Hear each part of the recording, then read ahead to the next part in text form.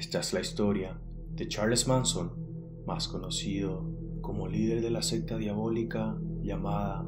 Family Manson, el cual se encargó de conspirar y planear macabros asesinatos en la época de los 60. Ahora, sin perder más tiempo, empezamos. Charles Miles Maddox nació el 12 de noviembre de 1934 en Cincinnati, Ohio, hijo de Kathleen Maddox, una joven adolescente de tan solo 16 años de edad, quien se dedicaba a la prostitución y quien estaba profundamente metida en la drogadicción y el alcoholismo. Su padre, un completo desconocido. Algunas personas afirmaban que era hijo del coronel Walker Scott, pero lo cierto era que ni su madre sabía de quién era hijo Charles.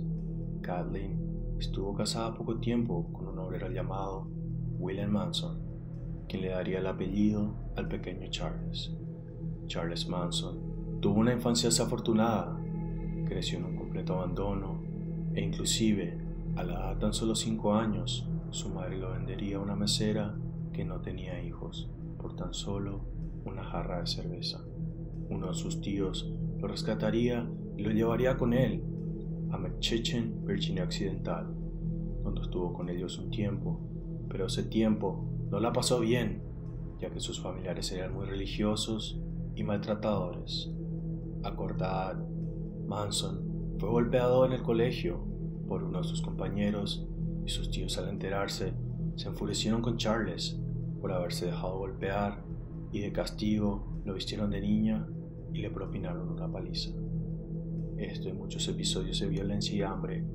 obligaron a Charles a vivir en la calle y a delinquir desde muy temprana edad.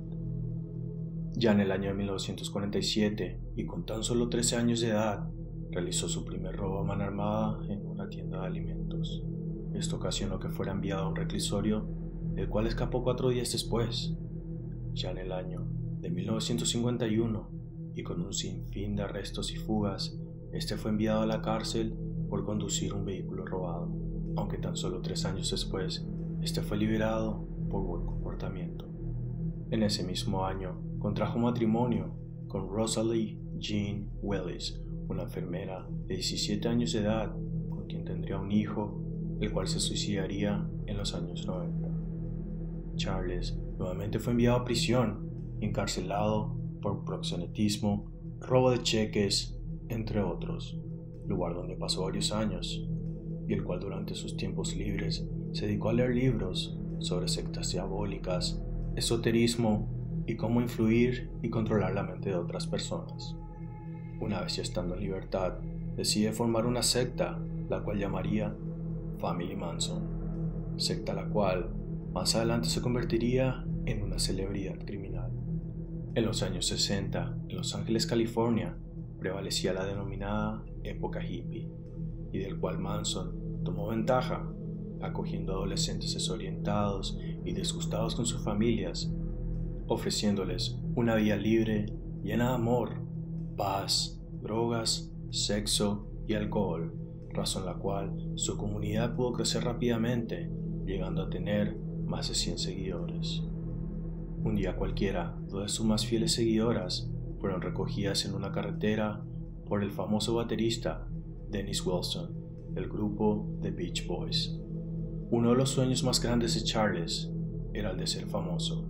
y él creía tener el gran talento para el canto y la composición, por lo cual Manson llegaría a entablar una estrecha amistad con Dennis Wilson,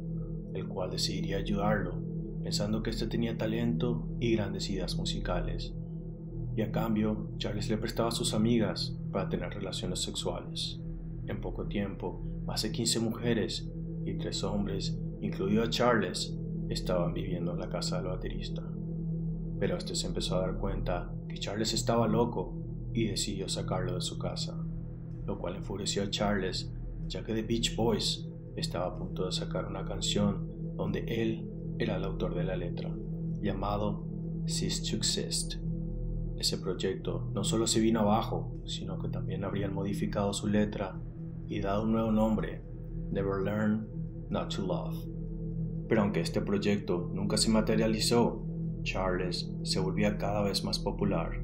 al punto de llegar a hacer creer a sus discípulos que él era el Mesías y que después de un ataque nuclear, él y sus seguidores serían los escogidos para sobrevivir a dicha catástrofe, escondiéndose en un mundo secreto bajo el desierto.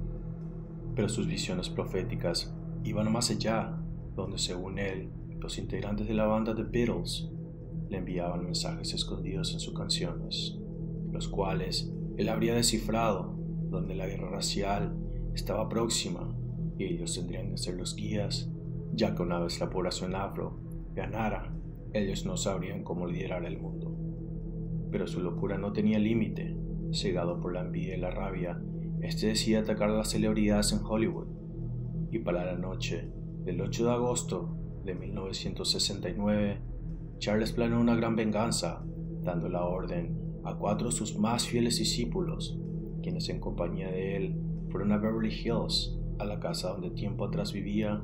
Dennis Wilson, casa que conocían muy bien, ya que ellos habrían vivido unos meses ahí, lugar denominado símbolo del fracaso. Pero para ese momento, el dueño y persona quien se encontraba viviendo en esa casa era el productor de cine Roman Polanski, el cual se encontraba rodando una película en Londres,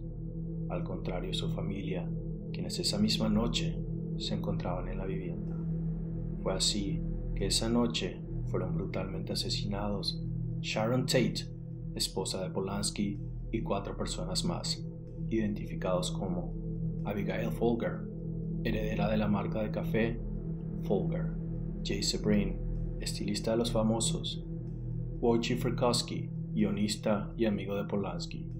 y Stephen Parent, quien fue la primera víctima al encontrarse con los asesinos mientras salía de la casa del conserje de la lujosa residencia. Todos fueron encontrados con múltiples puñaladas en todo el cuerpo, amordazados, golpeados y torturados, pero lo más impactante fue que Sharon Tate tenía 8 meses y medio de embarazo, y quien aparte de ser golpeada y torturada, llegaría a recibir más de 20 puñaladas, 4 de las cuales serían mortales.